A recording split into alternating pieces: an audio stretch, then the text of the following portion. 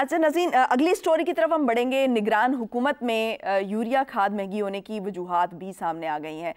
निगरान हुकूमत का एक और कारनामा इस हवाले से कहा जा रहा है कि गंदम दरामद के बाद दरामदी खाद जो कि दरामद की गई थी उसमें उसको भी निजी शोबे के चूंकि हवाले कर दिया गया, तो निजी शोबे ने सस्ती सरकारी खाद जो है वो महंगी बेचकर किसानों से 42 अरब रुपए इजाफी कमा लिए। और ये कहा जा रहा था कि ये 14 लाख रुपए समथिंग बनते थे, लेकिन ये 42 की फिगर जो है वो इस 42 अरब रुपए दिए जा रहे हैं। तो जावेद फारूकी साहब, ये जो अभी हम देख रहे हैं कि ये जो फर्टिलाइजर मैन्युफैक्चरिंग एक पूरे कार्टलाइजेशन नजर आ रही है हमें, क्या आपको लगता है कि ये जो वजारत सनअत व पैदावार ने फैसला किया ये गलत था और ये नहीं किया जाना चाहिए था? देखिए, ये एनएफसी के जो चेयरमैन है ना, उनका एक लेटर अभी मंजर-ए-आम पे आया है जिसमें उन्होंने उस वक्त के वज़ीर सनअत जो हैं उन्हें ये लेटर लिखा और उन्होंने कहा कि आपकी मिनिस्ट्री ने एक फ़ैसला किया है कि जो दरामदी खाद होती है, हुकूमत जो है वो हर साल खाद दरामद करती है ताकि मकामी मार्केट जो है उसके अंदर यूरिया खाद की कीमत जो है वो स्टेबल रहे, मार्केट को स्टेबल रखने के लिए, ताकि निजी शोबा जो यहाँ पर बना रहा है, खाद जो बना रहा है उसकी कार्टलाइजेशन ना हो, उसकी मोनोपोली ना हो। तो इसके लिए कुछ मिकदार जो है वो कोई 8-10% खाद जो है वो हुकूमत इंपोर्ट करती है ताकि आम फार्मर जो है उसको प्रोटेक्ट किया जा सके।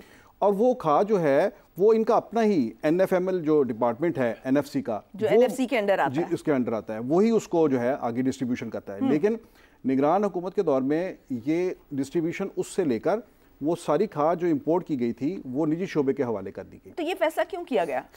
इसका तो अब ये जो है वो साहिबान जो हैं वही जो इसका जवाब दे सकते हैं कि इसका क्यों किया गया, क्योंकि वो सब्सिडाइज खाद होती है, वो फार्मर को दी जाती है ताकि सस्ती खाद उसे मिले, उसकी सस्ती इनपुट्स हों, उसे जो है वो फसल जो है वो सस्ती पड़े और उसका प्रॉफिट जो है कुछ बढ़े, उसकी जेब में कुछ पैसे जाएं। लेकिन ये उसकी डिस्ट्रीब्यूशन भी जो है वो निजी शोबे को दे दी गई, उन प्राइवेट जो फैक्ट्री मालकान हैं जो खाद मैन्युफैक्चरर हैं उन्हें दे दी गई। इस पर चेयरमैन NFC ने वज़ीर सनअत जो हैं उस वक्त के गौहर एजाज साहब थे, उन्हें ख़त लिखा।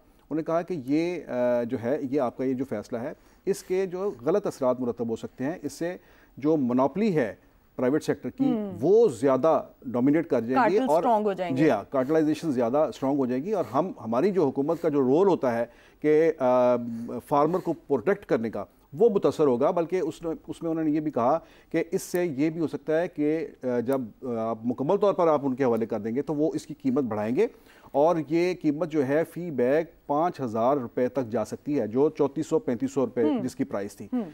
और अभी भी मेरा ख्याल है 4,000 से 4,200 रुपए की मिल रही है। ये तमाम 2 लेटर्स लिखे गए, इन लेटर्स का कोई जवाब नहीं आया और उस पॉलिसी को तब्दील नहीं किया गया और फिर इसी वजह से खाद जो थी पिछले सीज़न में वो 5,000 रुपये पर बैग तक चली गई और इसके नतीजे में जो एक अंदाजे के तौर पर जो चेयरमैन NFC के लेटर में भी लिखा हुआ है कि उन्होंने तकरीबन कोई 42 अरब रुपये जो हैं जो निजी शोबे की जो खाद फैक्ट्रियाँ हैं मैन्युफैक्चरर हैं उन्होंने तकरीबन 42 अरब रुपए अजाफी काश्तकारों की जेब से निकलवा लिए। ये एक बड़ा, जो कि 14 अरब रुपए होने थे, जो 15 अरब रुपए सब्सिडी थी जो हुकूमत ने दी थी, लेकिन उन्होंने उससे 42 अरब रुपए कमा ले। ये एक बहुत ही मैं ये समझता हूँ कि बड़ा होशरुबा किस्म का एक लेटर है उनका।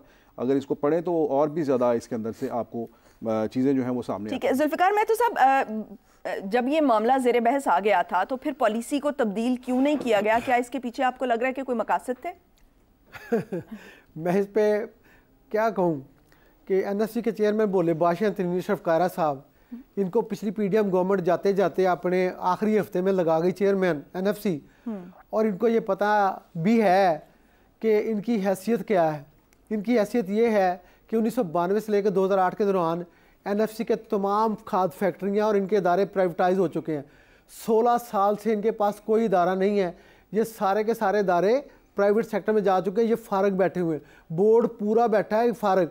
और जो फुर्गी साहब कह रहे थे कि तो निगरान गवर्नमेंट ने चेंज कर दिया, नहीं, ये इनकी जो नेशनल फर्टिलाइजर मार्केटिंग कंपनी है, ये डेट बताने लगा हूँ, इसका दस्तावेज मेरे पास ये पड़ा हुआ है, ये मैं आपको सरकारी दस्तावेज की बात कर रहा हूँ। और गौहर एजाज इसका क्या कर लेता? 23 दिसंबर 2019 इमरान खान गवर्नमेंट है, उन्होंने कबीना डिवीजन से एक हुक्मनामा, एक लेटर निकाला है, एक नोटिफिकेशन निकाला है कि ये जो नेशनल फर्टिलाइजर मार्केटिंग लिमिटेड है, जिसके ज़रिए फुर्की साहब कह रहे हैं कि खाद की तकसीम होना चाहिए थी, ये जनाब मर्ज हो चुकी है टीसीपी में, इसकी अपनी हैसियत ग्राउंड पे कानूनी है ही नहीं। और जब ये कानूनी इदारा ही नहीं है तो ये किस बात का चेयरमैन तनवीर अशरफ कायरा जो वो लेटर लिख रहे हैं।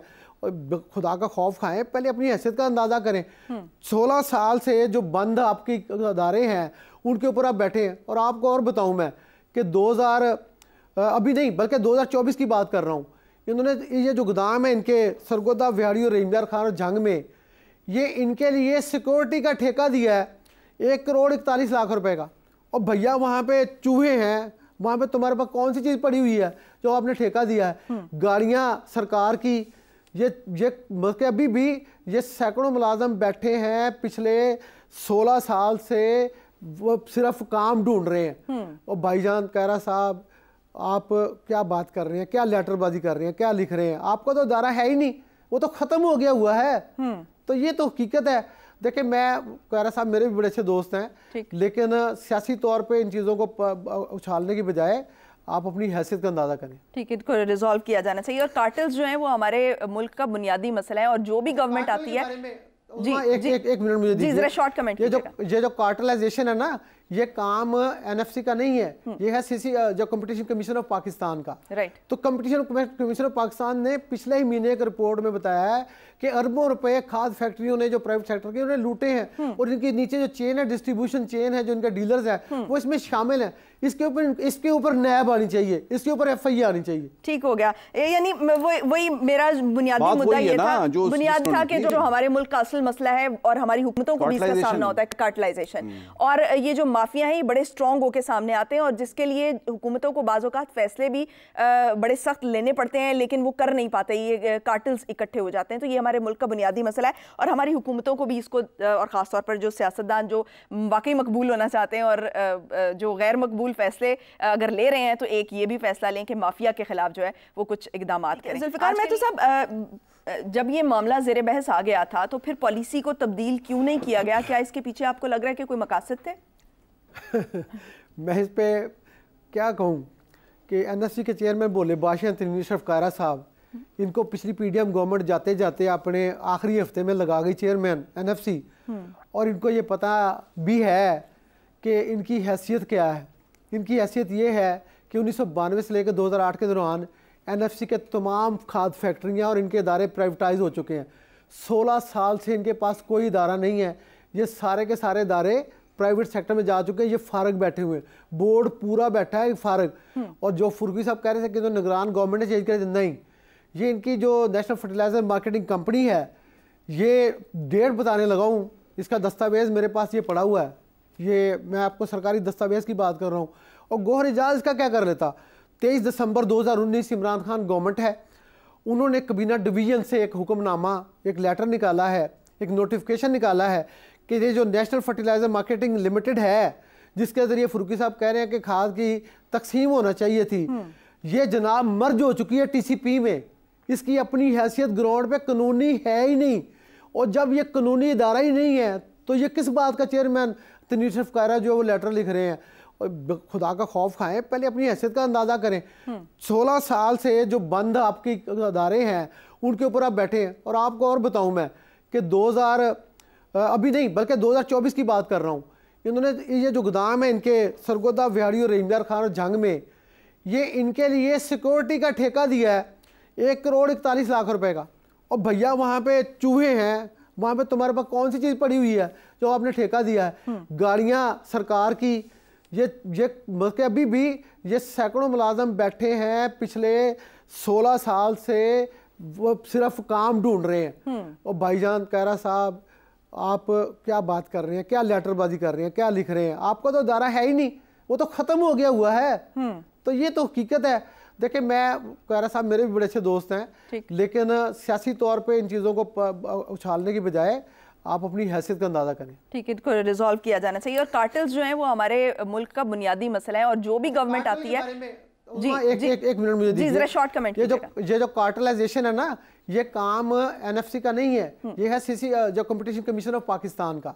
तो कंपटीशन कमीशन ऑफ पाकिस्तान ने पिछले ही महीने एक रिपोर्ट में बताया है कि अरबों रुपए खाद फैक्ट्रियों ने जो प्राइवेट सेक्टर के उन्हें लूटे हैं और इनके नीचे जो चेन है, डिस्ट्रीब्यूशन चेन है, जो इनके डीलर्स है वो इसमें शामिल है। इसके ऊपर नैब आनी चाहिए, इसके ऊपर एफआईआर आनी चाहिए। ठीक हो गया, यानी वही मेरा बुनियादी मुद्दा ये था, बुनियाद था कि जो हमारे मुल्क का असल मसला है और हमारी हुकूमतों को भी इसका सामना होता है, कार्टलाइजेशन। और ये जो माफिया हैं ये बड़े स्ट्रॉन्ग होकर सामने आते हैं और जिसके लिए हुकूमतों को बाज़ औक़ात फैसले भी बड़े सख्त लेने पड़ते हैं, लेकिन वो कर नहीं पाते, ये कार्टल्स इकट्ठे हो जाते हैं। तो ये हमारे मुल्क का बुनियादी मसला है और हमारी हुकूमतों को भी इसको, और ख़ासतौर पर जो सियासतदान जो वाकई मकबूल होना चाहते हैं और जो गैर मकबूल फैसले अगर ले रहे हैं, तो एक ये भी फैसला लें कि माफिया के खिलाफ जो है वो कुछ इकदामात करें।